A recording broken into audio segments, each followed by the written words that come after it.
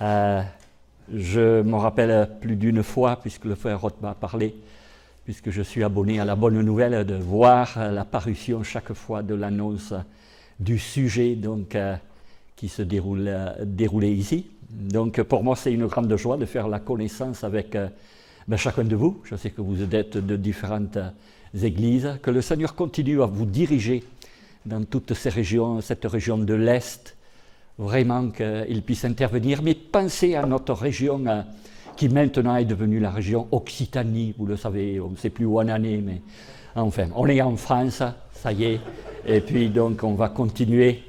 Prions pour ce nouveau président.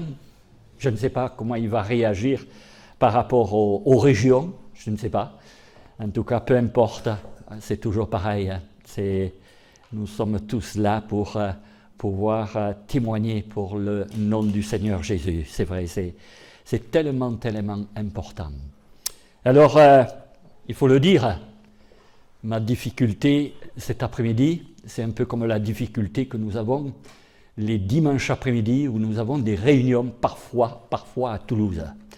C'est qu'évidemment, on a bien mangé, et puis il y a des difficultés, et plus on avance en âge, je m'en aperçois pour moi-même, il faut une petite pause, vous savez, après le repas, parce que voilà. Alors, merci, que le Seigneur nous donne les forces de tenir nos yeux ouverts, nos oreilles aussi ouvertes, et que le Seigneur puisse nous parler au travers surtout de sa parole. Alors peut-être que cet après-midi, c'est vrai, nous allons lire un peu plus dans la parole de Dieu. Je vous demanderai de prendre certains textes à propos d'être ce témoin fidèle, comme il est dit. Alors je vous demanderai d'abord, peut-être vous allez dire, mais ça n'a rien à voir, si, vous verrez. Je vous demanderai de prendre Jean chapitre 15, merci beaucoup. Jean chapitre 15. Voilà. Pourquoi ? Vous savez, la plupart des versets, vous l'avez vu ce matin, c'est des versets que nous connaissons, peut-être même par cœur. Mais voilà, on n'y fait peut-être pas attention. Et puisque nous sommes un peu dans le domaine de la prophétie, on l'a vu, de l'eschatologie, de tout ce qui doit arriver et qui, ça y est, il y a un déclencheur qui est là et ça ne va pas s'arrêter, comme je vous l'ai dit tout à l'heure. N'oubliez pas, c'est inévitable. Si nous croyons à l'accomplissement de tout ce que Dieu a dit, tout ce que Dieu a annoncé, prophétisé, c'est inévitable. Ça va s'accomplir. Alors, ce qui s'accomplit depuis le début de l'Église. Donc, depuis ce que nous pouvons appeler le christianisme, mais non pas la chrétienté. Je fais toujours une différence entre la chrétienté et le christianisme. Le mot chrétien ne veut rien dire aujourd'hui, et il ne dira rien de plus en plus. Vous savez que dans la parole de Dieu, parmi les milliers de versets de la Bible qu'il y a dans l'Ancien comme dans le Nouveau Testament, les milliers de versets dans le Nouveau Testament, il n'y a que 3 versets où il est parlé de chrétienne. Vous savez que chrétienne veut dire finalement petit Christ. Ça a été trouvé dans tous ceux qui habitaient la région d'Antioche, celui-ci. Et c'est là où, pour se moquer, c'était ironique. Voilà des petits Christ. Ils avaient tellement la parole de Dieu en eux. Ils étaient tellement imprégnés de la présence du Seigneur en eux. Ils disaient, c'est des petits Christ. Alors bon, acceptons, si vraiment nous sommes imprégnés de la présence du Seigneur, d'être appelés chrétiens. Mais, ça ne veut pas dire grand-chose aujourd'hui. Alors c'est pour ça que j'aime plutôt le mot christianisme, même si il reçoit pas mal de chocs, ce mot christianisme, parce que le mot christianisme vient vraiment de Christ. Est-ce que Christ est à nous? Amen. Est-ce qu'il vit? Est-ce que nous sommes, comme il est dit ici, alors je vais le garder, ce papier, c'est vrai, où je vais me rappeler chaque fois, deuxième sujet, être un témoin fidèle de Christ au sein au sein même de ces conflits. Pourquoi? On est obligé d'en reparler au travers de ce sujet de la persécution. Et c'est quelque chose que le Seigneur a annoncé, qu'il a prophétisé. C'est pour ça que je vous ai demandé de prendre Jean au chapitre 15 et au chapitre 16 aussi, mais au chapitre 15, il est dit au verset 20, il est toujours en train de former, d'enseigner les apôtres avant de les envoyer. Verset 20, souvenez-vous de la parole que je vous ai dite. Le serviteur, il n'est pas plus grand que son maître. S'ils m'ont persécuté, ils vous persécuteront aussi. S'ils ont gardé ma parole, alors là, ils garderont aussi la vôtre. Mais ils vous feront toutes ces choses à cause de mon nom, parce qu'ils ne connaissent pas celui qui m'a envoyé. Voilà. Et alors, un passage, bien sûr, qui va vous rappeler, je sais que vous connaissez ce passage, qui va vous rappeler toutes les persécutions dont on entend aujourd'hui, les plus horribles, quand on entend que des chrétiens ont été persécutés jusqu'à la mort. Et alors vous connaissez chapitre 16, tournez la page, en tout cas pour moi. Voilà ce qui nous est dit au verset 1 et 2, chapitre 16. « Je vous ai dit ces choses, afin qu'elles ne soient pas pour vous une occasion de chute. » C'est comme on a vu aussi ce matin, ne soyez pas troublés. Il faut que ça arrive. Ils vous excluront des synagogues, et même l'heure vienne où quiconque vous fera mourir, il croira rendre un culte à Dieu. Voilà. Oui, mais voilà que nous sommes plus que vainqueurs avec lui. Il est là.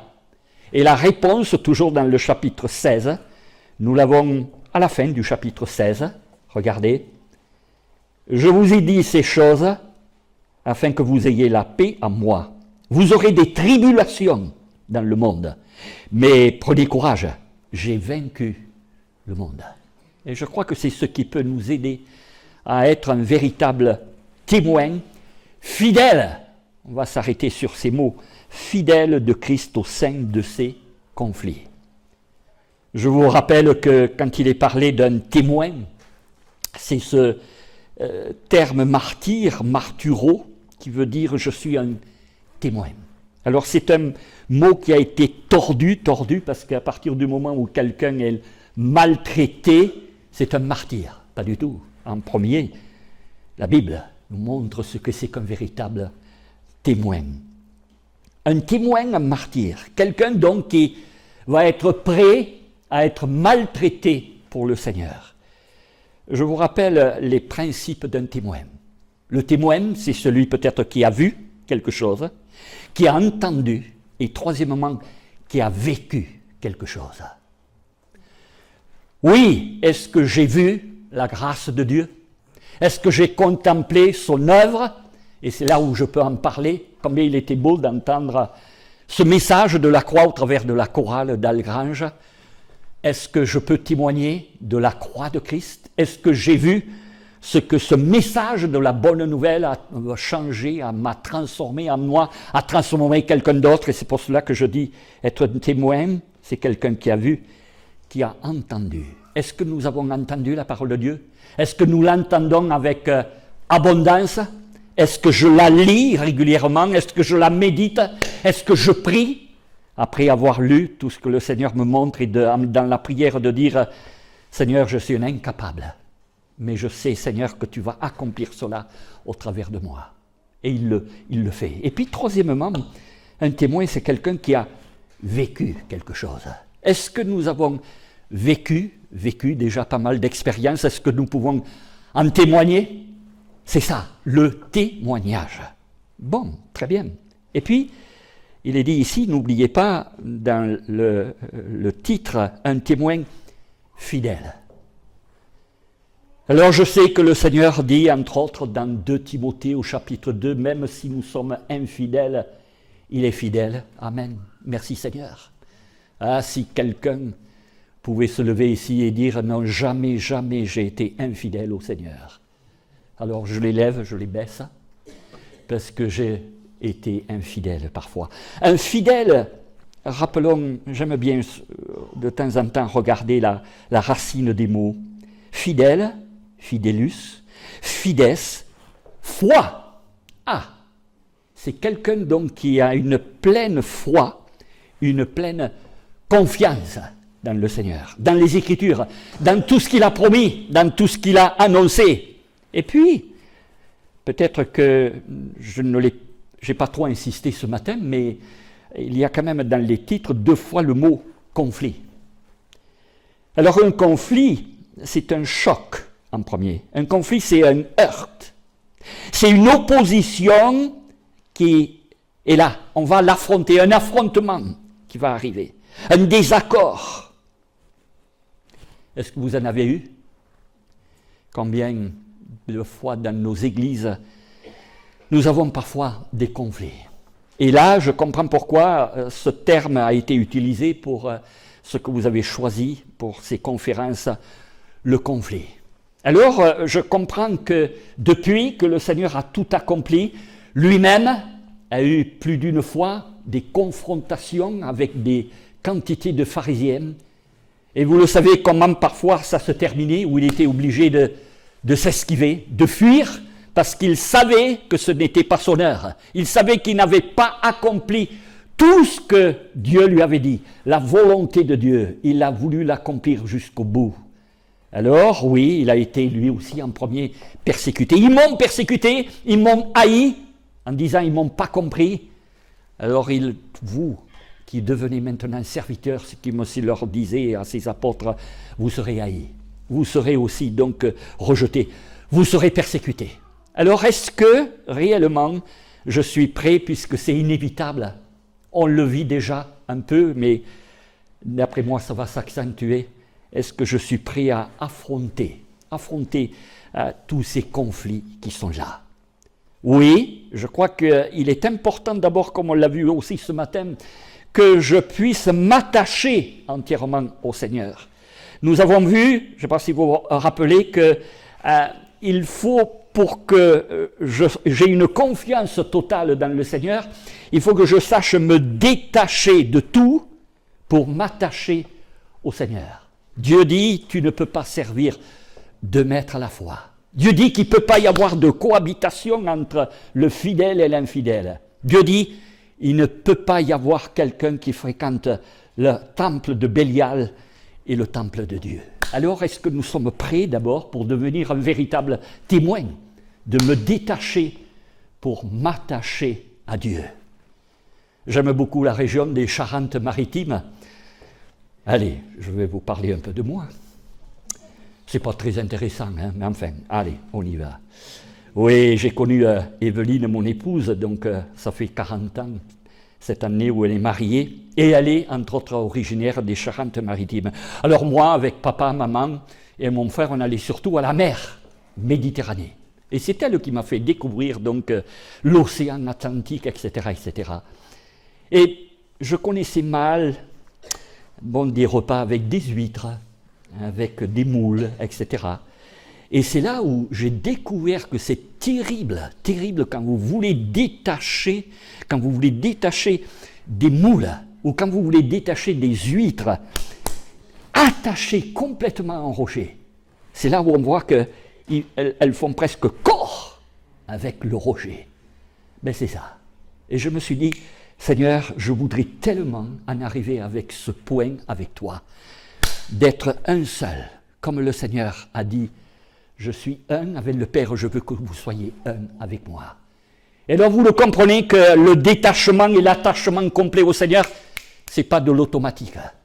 C'est quelque chose qui doit avancer dans notre chemin de la sanctification. Ce que Dieu veut, dit la Bible, c'est votre sanctification.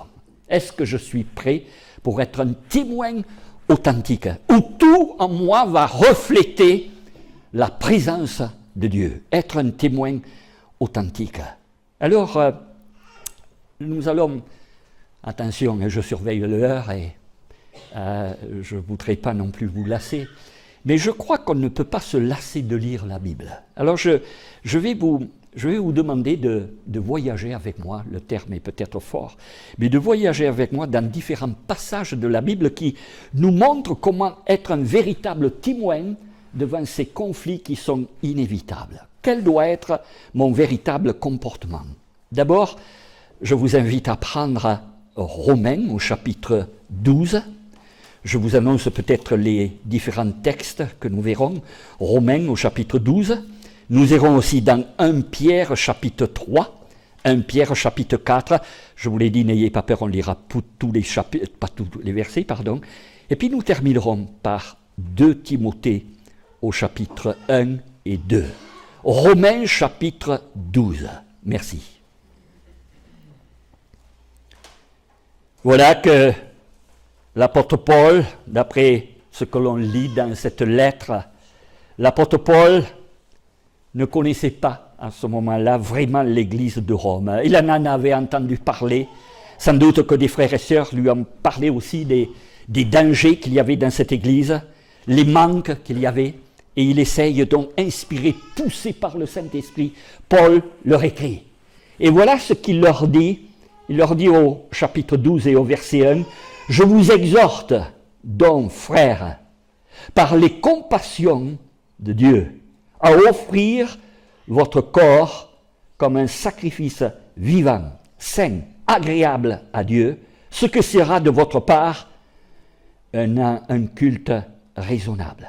Alors, ne vous conformez pas au siècle présent, mais soyez transformés par le renouvellement de l'intelligence, afin que vous discerniez quelle est la volonté de Dieu, ce qui est bon, agréable et parfait.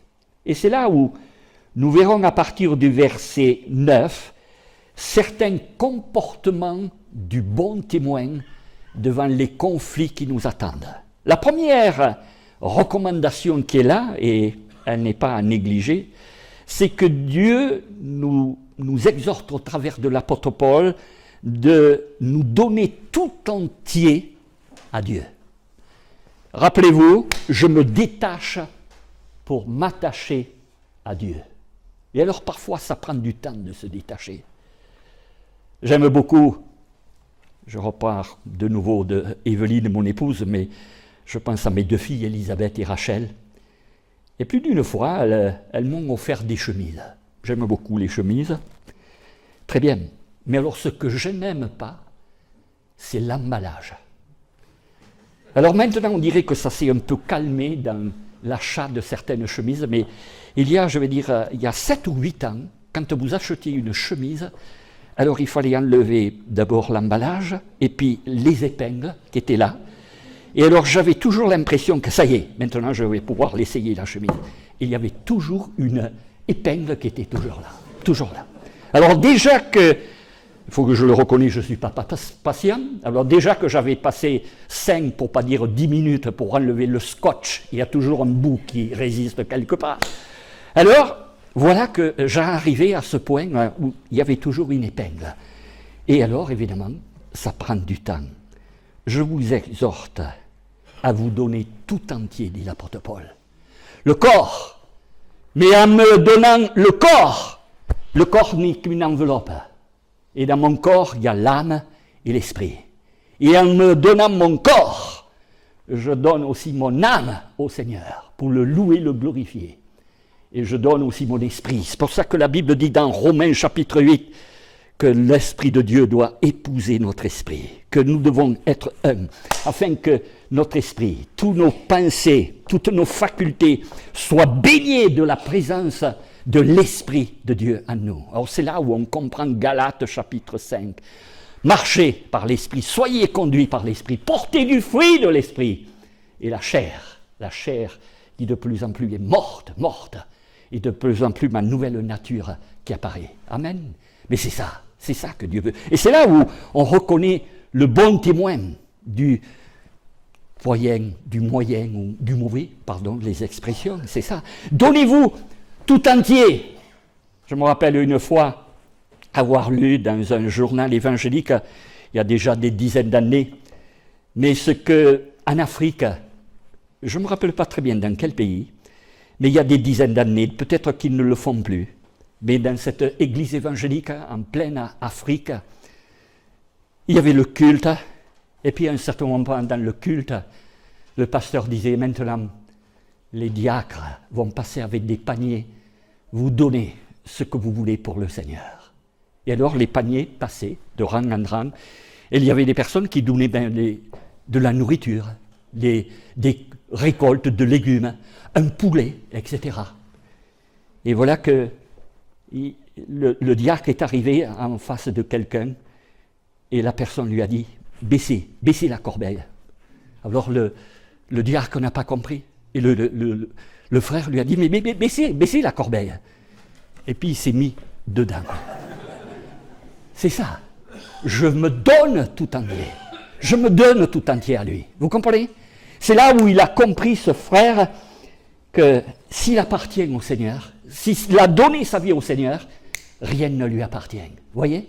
Alors, c'est vrai que ça m'a fait rire comme vous, hein, je le comprends.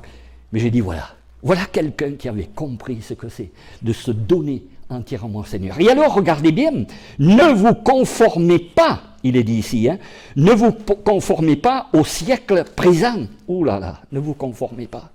Le conformisme. On a parlé du radicalisme hein, aujourd'hui. On a parlé que c'est important, bien sûr, d'être intègre, mais dans le bon sens du terme. Hein, je crois que nous l'avons très bien compris. Et là, alors, le conformisme. Je ne dois pas me conformer au siècle présent. Et oui, mais c'est de plus en plus dur. C'est de plus en plus difficile. C'est presque inévitable si je vous posais la question, qui n'a pas de portable cet après-midi? Non, il y en a? Ah bon, eh bien, écoutez, formidable. Amen.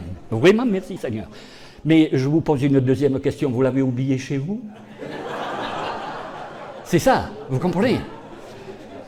On m'avait fait la remarque il y a plusieurs années, où on m'a dit, mais tu as un portable? Oui, mais le portable, on le porte avec soi. Sinon, ce n'est pas un portable, vous le comprenez?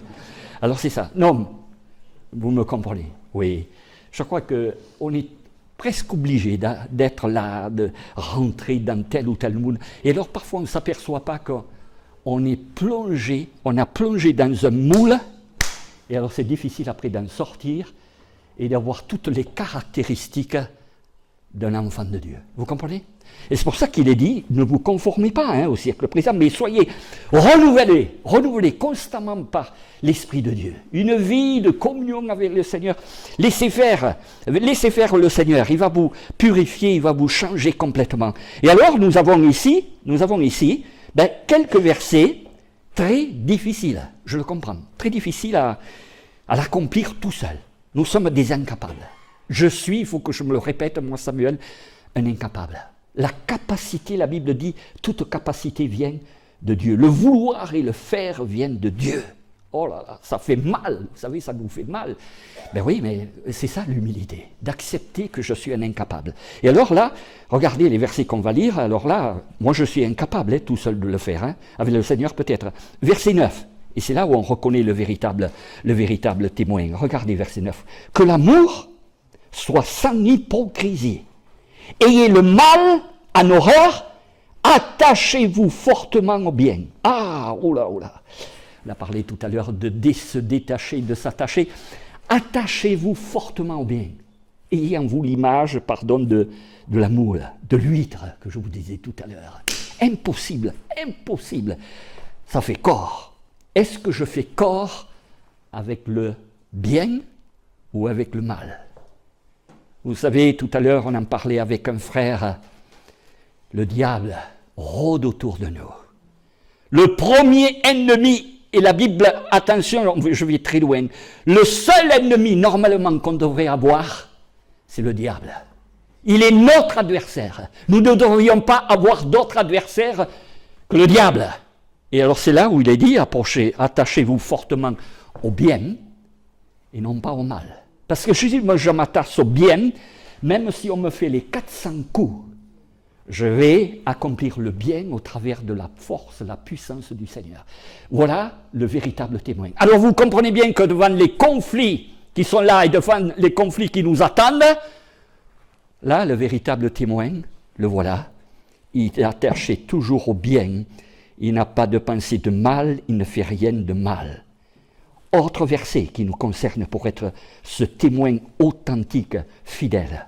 Il est dit au verset 12, « Réjouissez-vous en espérance, soyez patients dans l'affliction et persévérez dans la prière. » Est-ce que je suis patient? Est-ce que je me réjouis de l'affliction? Vous savez que le mot affliction, c'est quelque chose qui tout d'un coup, ça va s'abattre sur nous. Et tout d'un coup, la surprise, l'improvisation, n'est-ce pas, qui est là. Est-ce que je suis comme ça? Regardez, il y a un autre verset, verset 14. « Bénissez ceux qui vous persécutent, bénissez et ne maudissez pas. » Ouh là là, alors là, il est vrai que dans les conflits qui sont là, être un témoin de toujours bénir, vous savez que la plus simple définition de la bénédiction, c'est dire du bien de quelqu'un. Ouh là là. Vous pourriez me dire, Samuel, je connais quelqu'un, c'est difficile de dire du bien sur telle personne, hein, vraiment. Eh bien oui, mais on peut y arriver avec le Seigneur, je ne sais pas. On peut arriver à trouver en lui, je ne sais pas, une grâce, quelque chose que tu n'as pas, et lui, il l'a. Bénissez, ne maudissez pas. Vous savez, petit résumé, que le Seigneur nous demande 3 attitudes envers l'ennemi. Le bénir, prier pour lui, et aller devant lui pour lui apporter à manger et à boire.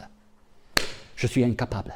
Si je ne laisse pas le Seigneur agir en moi, oui, mais c'est là, Samuel, que tu seras un véritable témoin devant ces conflits qui t'attendent. Voilà. Alors je continue. Excusez-moi, je saute.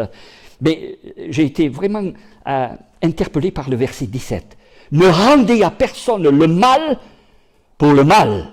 Recherchez ce qui est bien devant tous les hommes. » Ouh là là, là c'est encore plus fort. Ne rendez à personne le mal pour le mal. Toujours le bien. Et alors c'est là où la suite, je vous l'ai cité ce matin, mais ça nous concerne, c'est le verset 16, le verset 18, pardon. S'il est possible. Donc déjà, il y a un petit point d'interrogation parce que Dieu nous connaît et Dieu, au travers de l'apôtre Paul, nous dit, s'il est possible, autant que cela dépende de vous, soyez en paix avec tous les hommes. Voilà. Oh là là. La paix. Alors l'importance, comme on l'a vu, d'être toujours à la recherche de la paix de Dieu, de la paix qui vient du Seigneur. Il faut que j'ai donc constamment à côté de moi le prince de la paix, notre Seigneur Jésus-Christ. Et à ce moment-là, dans toutes les circonstances, de toutes les situations que je dois vivre tous les jours dans la société, dans le monde, je vais être un homme de paix, parce que c'est lui qui le fera au travers de moi. Et puis, ça s'aggrave pour nous. Regardez, ne vous vengez point vous-même, bien-aimés, mais laissez agir la colère, car il est écrit, à moi la vengeance, à moi la rétribution, dit le Seigneur. Et si tu es ennemi, c'est ce que je vous ai dit tout à l'heure, le bénir, oui, d'accord, mais ici il est dit, si ton ennemi a faim, donne-lui à manger. Et puis, s'il a soif, donne-lui à boire, car en agissant ainsi, ce sont des charbons ardents que tu amasses sur la tête. Ne te laisse pas vaincre, l'insistance, encore une fois, ne te laisse pas vaincre par le mal, mais surmonter le mal par le bien. Oh là là. On est tous d'accord? Au départ, nous sommes tous des incapables? Bien. Alors ça veut dire que tous, nous allons faire appel au Seigneur. Tous, nous allons demander, Seigneur, je veux, pour qu'être un véritable témoin pour toi, je veux que tout cela s'imprègne en moi. Je veux que tu interviennes en tout, que tu agisses, que tu accomplisses tout cela. La mort à moi-même, et tu vas agir. Oui, quand on parle ici de ne vous vengez point vous-même, laissez agir, quand on lit ici de bénir, de donner à manger, de prier pour, aller vers celui qui est là et qui nous persécute. Tout à l'heure, plusieurs frères et sœurs, surtout je pense à toi, quand tu as parlé du messager de la paix, etc., et de tout ce qui est vécu, j'avais pris quelques petites notes pour que l'on comprenne un peu la situation de certains frères et sœurs. Sans doute que vous recevez comme moi, chez moi, le journal Portes ouvertes, peut-être c'est celui qui nous rapporte le plus de tous ces sujets de prière. Dans notre église, je ne sais pas vous, Dans notre église, le mardi soir, nous avons notre moment de prière, nous avons notre moment d'étude biblique, et nous avons pris l'habitude depuis des années de prendre sur la liste de portes ouvertes 3 sujets de prière de l'église persécutée. Le Yémen, l'Irak, le Vietnam, la Corée du Nord, etc., etc. Et alors j'ai noté ici certaines choses. Qu'est-ce que vous pensez de tout ce qui se passe en Chine? Au Népal, l'hindouisme qui est là. J'ai noté la Tchétchénie, puisque on parlait des républiques soviétiques. Islam radical en Tchétchénie. Les chrétiens qui sont là et qui sont de plus en plus menacés. La Syrie, alors là, n'en parlons pas. Les églises qui ont éclaté partout. Des milliers. J'ai noté que depuis le début de la guerre en 2011, vous l'avez entendu aux actualités, depuis 2011, il y a eu plus de 5 millions de personnes déplacées. On en retrouve partout, on en retrouve donc, bien sûr, ici aussi en France. 5 millions de personnes, vous vous rendez compte de ce que c'est? Et ça, nous en sommes à 260 millions de morts, des chrétiens dispersés partout, etc.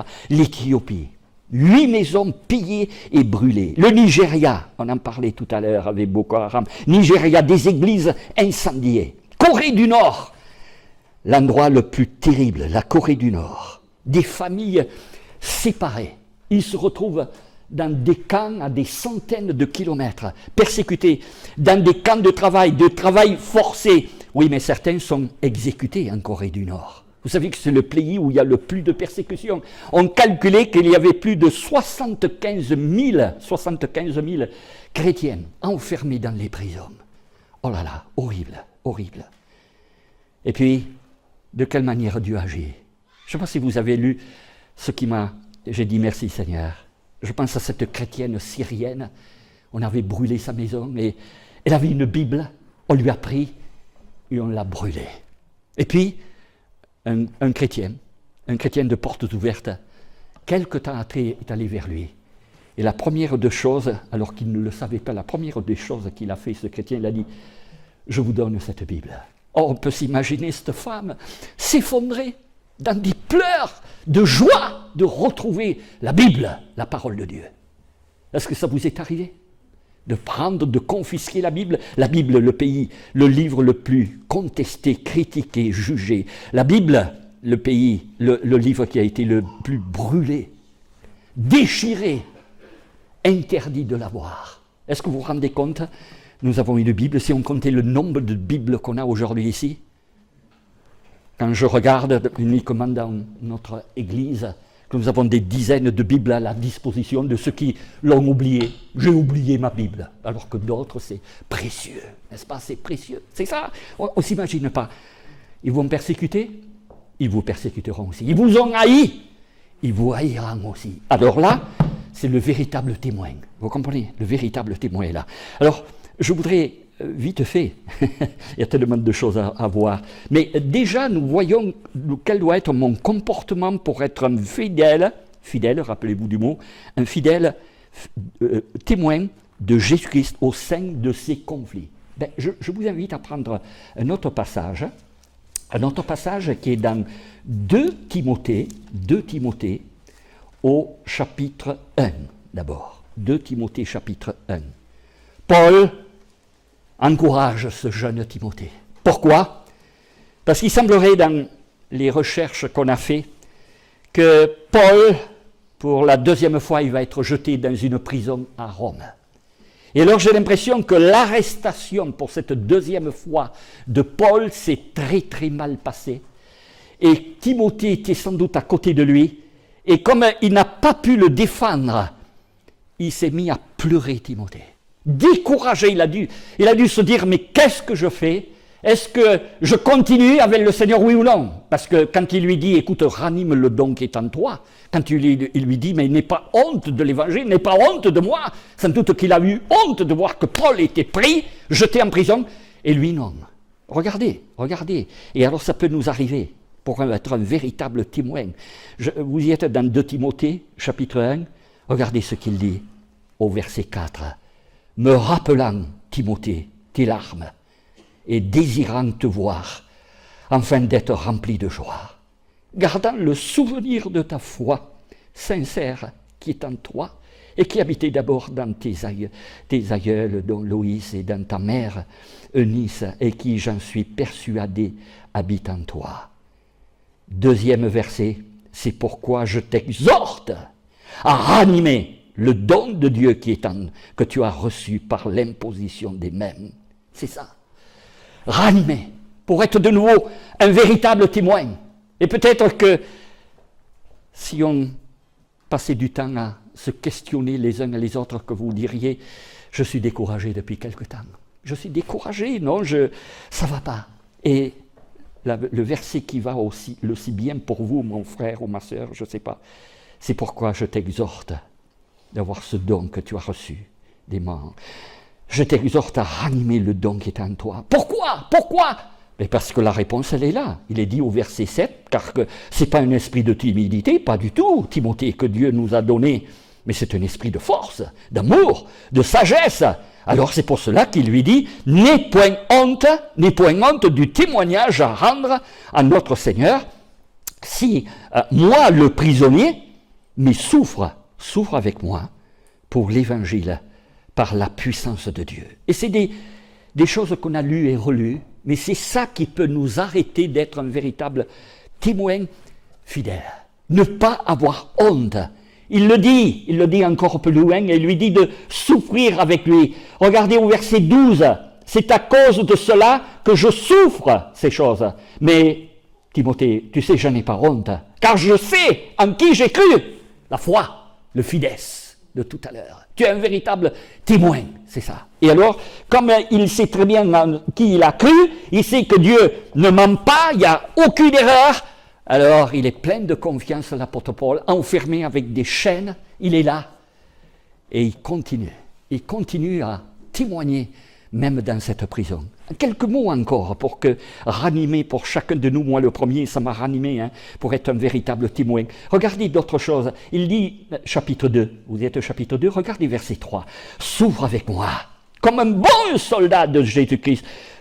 Ce que nous avons vu ce matin, tu le sais, Timothée, un soldat, il ne s'embarrasse pas des choses de la vie, mais s'il veut plaire à celui, évidemment, qu'il a enrôlé. Et puis, verset 13, si nous sommes infidèles, demeure fidèle, et de ne pas se renier soi-même, le Seigneur ne peut pas nous rejeter.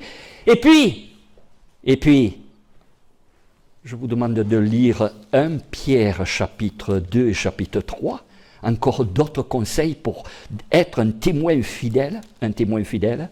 Vous savez que l'apôtre Pierre, dans cette épître, nous parle un peu de l'épreuve, et donc d'être un bon témoin. Alors il commence par dire dans 1 Pierre au chapitre 3, regardez ce qu'il dit au verset 17, « Car il vaut mieux souffrir, si telle est la volonté de Dieu, en faisant le bien qu'en faisant le mal. » Alors, des souffrances, on est persécuté, des souffrances parce qu'il y a un conflit qui est là, tu souffres, eh bien, c'est bien. Or là, bien sûr, ça nous interroge. Ben oui, mais la Bible dit, il vaut mieux souffrir si tu fais le bien que si tu souffres si tu fais le mal. Si tout d'un coup je me mettais à voler et qu'on m'arrête, je vais souffrir, je fais du mal. Par contre, si on me trouve dans la rue avec une Bible et qu'on m'a dit non, tu ne peux pas avoir de Bible, et qu'on m'arrête, je vais souffrir. Mais je souffre pour le bien. Vous comprenez la différence?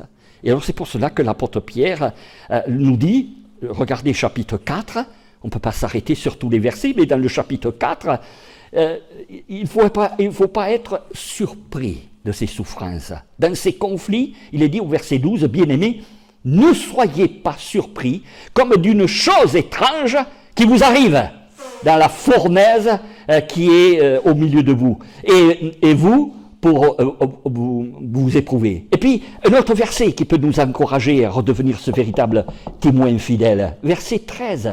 Réjouissez-vous au contraire de la part que vous avez aux souffrances de Christ, afin que vous soyez aussi dans la joie et dans l'allégresse de lorsque sa gloire apparaîtra. Et puis un autre verset, pour devenir un bon témoin, verset 14, regardez, lisez-le avec moi. Si vous êtes outragés pour le nom de Christ, ben vous êtes heureux. Oh là là, vous êtes heureux. Parce que l'esprit de gloire, l'esprit de Dieu, ben, repose sur vous.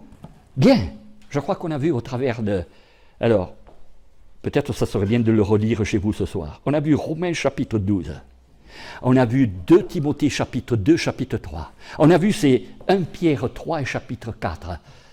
Ah, ça y est. Alors là, je retrouve de nouveau, c'est bon, les caractéristiques d'un bon témoin.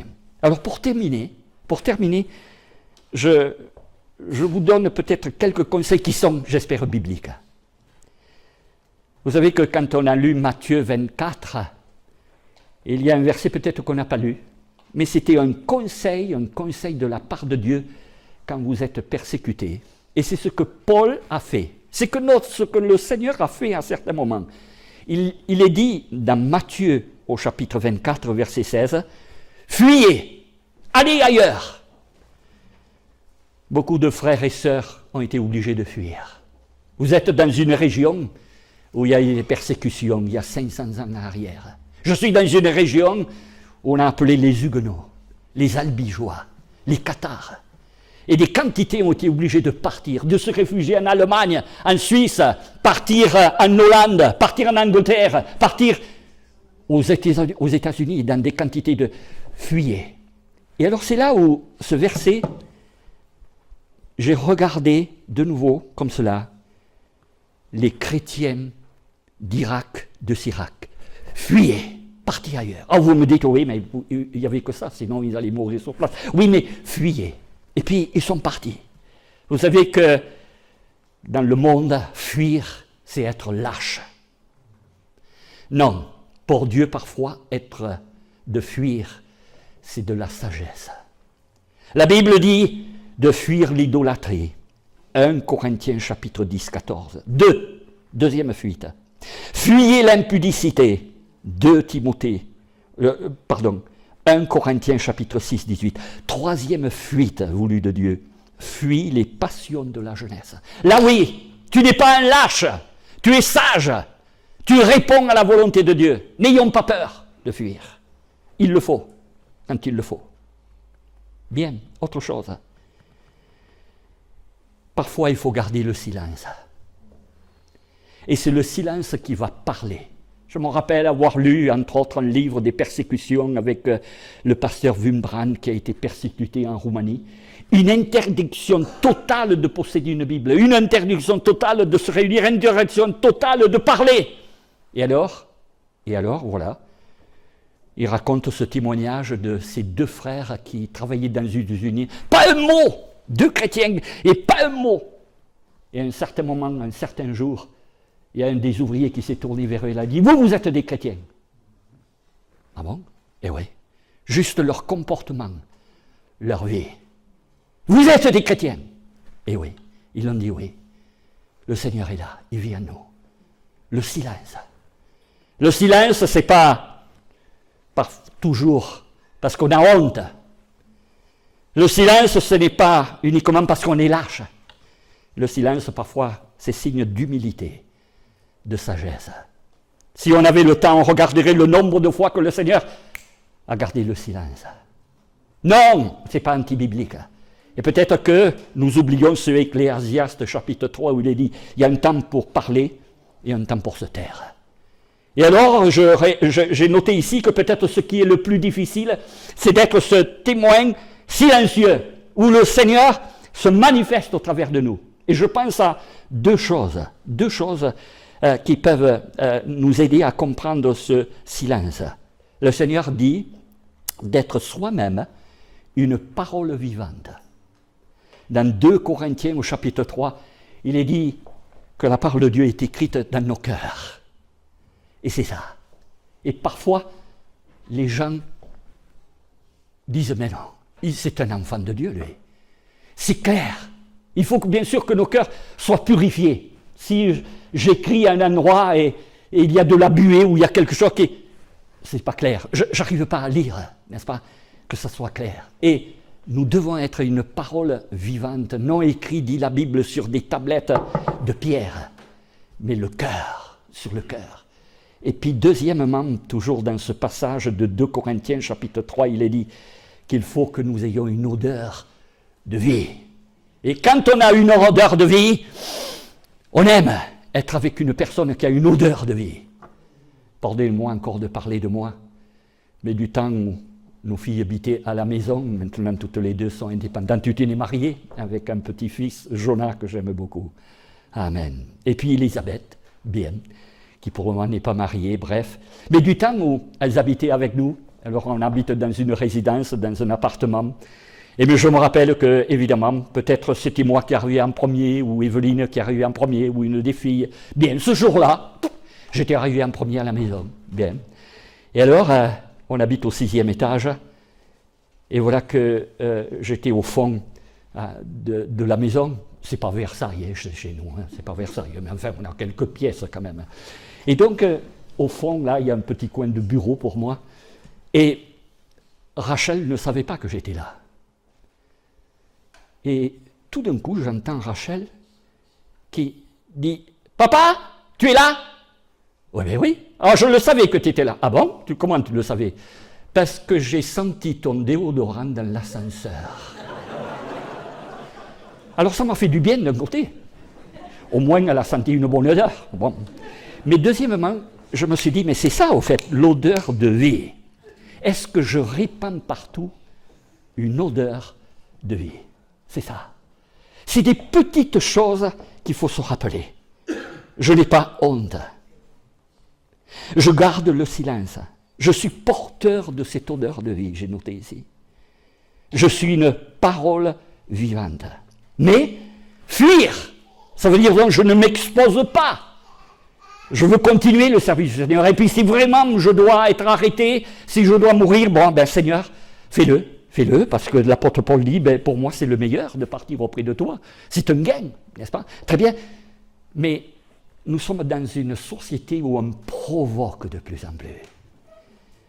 Ne répondez pas quand on vous provoque. Gardez le silence. C'est là où on va nous retrouver, on va nous repérer comme c'est un enfant de Dieu. C'est un disciple du Seigneur. C'est lui. Est-ce que ces quelques versets, ces quelques témoignages vous apportent un éclairage? Moi, je peux vous dire que combien j'ai aimé de relire 1 Pierre, de relire 2 Timothée, de relire Romains chapitre 12. Est-ce que réellement, comme on l'a annoncé ici, être un témoin fidèle de Christ au sein même de ces conflits, de cette société? Les conflits seront toujours là. Est-ce que je suis prêt aujourd'hui de dire, Seigneur, je veux vraiment être un témoin fidèle. Je le veux, Seigneur. Recueillons-nous.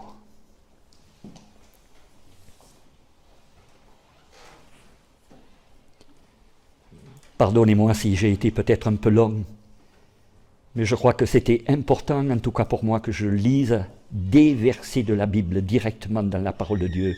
C'est la parole de Dieu qui fait autorité. Ce n'est pas un homme. C'est pour cela que je vous demande de m'oublier, d'oublier les maladresses que j'ai, mais je veux uniquement que le Seigneur puisse être au maximum imprégné en moi. Cherchons tous cette présence forte du Seigneur en nous. Que nous puissions, comme on le disait ce matin, si je vis en confiance avec le Seigneur. Je suis crucifié. Et si je vis, c'est avec le Seigneur. Est-ce que nous sommes plusieurs à dire pardon? Pardon parce que dans telle ou telle circonstance, je n'ai pas été ce témoin. Pardon, Seigneur. En train de dire, Seigneur, pardon parce que j'aurais pu éviter telle ou telle situation. Je n'ai pas été un homme de paix. Préparons-nous. Les conflits sont là. Nous avons depuis quelques heures un nouveau président. C'est vrai, quand on l'écoute, il paraît qu'un homme sérieux, sincère. Je crois quelqu'un qui a une partie où il craint Dieu, je ne sais pas. Mais en tout cas, il faut prier pour lui. Il faut prier pour qu'il sache choisir les hommes qui vont l'entourer pour diriger, gouverner ce pays. La Bible dit dans 1 Timothée au chapitre 2 de prier pour les autorités, de prier pour les rois, les gouverneurs, ceux qui nous dirigent. Et voilà notre négligence. Oh, que nous ayons à cœur de prier pour notre président Macron, pour tous ceux qui vont se joindre à lui, que notre pays puisse continuer à vivre paisiblement. Ce n'est pas du tout le cas en ce moment. Pourtant, Dieu le dit, afin que vous viviez paisiblement. Ce n'est pas du tout le cas. Nous sommes toujours en état de guerre, en état d'urgence. Oh là là. Et en même temps, de l'autre côté, nous l'avons vu ce matin, nous l'avons vu cet après-midi, les conflits ne vont pas s'arrêter. Au contraire, inévitables. Est-ce que nous sommes prêts à affronter cette société où nous vivons? Oh Seigneur, purifie-nous de toute mauvaise attitude. Purifie-nous de tout mauvais comportement où tu n'étais pas là, Seigneur. Pardon. Seigneur, nous voulons être revêtus uniquement de toi. Nous te prions pour que nous sachions pour cette nouvelle semaine que nous commençons, que nous sachions affronter cette semaine dans ta présence uniquement et que nous te laissions agir plus que jamais. Nous te prions une fois de plus pour tous ces frères et sœurs qui sont persécutés dans ces, je crois, 50 pays où il y a des milliers et des milliers de prisonniers partout. Seigneur, donne-nous un cœur qui va souffrir pour ses frères et sœurs, qui va prier, Seigneur. Je te prie pour que tu nous gardes dans les villes où nous sommes, où tu nous as placés. Je te prie, Seigneur, personnellement, pour toute cette région ici de Alsace, Lorraine, des Vosges. Seigneur, bénis, et qu'il y ait un esprit de réveil, Seigneur. Mais je te le prie aussi pour notre région Midi-Pyrénées, pour l'Occitanie. Seigneur, tu vois combien les ténèbres s'épaississent. Et je te prie, Seigneur, que ton esprit visite cette région aussi, afin que nous soyons tous des témoins authentiques. Seigneur, dirige cette fin de rencontre, garde chaque frère et sœur pour leur retour chez eux, moi-même, Seigneur. Je te prie, Seigneur, pour que nous continuions à nous soutenir les uns les autres tel que tu nous le demandes. Père, je te présente cette prière par l'intermédiaire de ton Fils Jésus-Christ. Amen.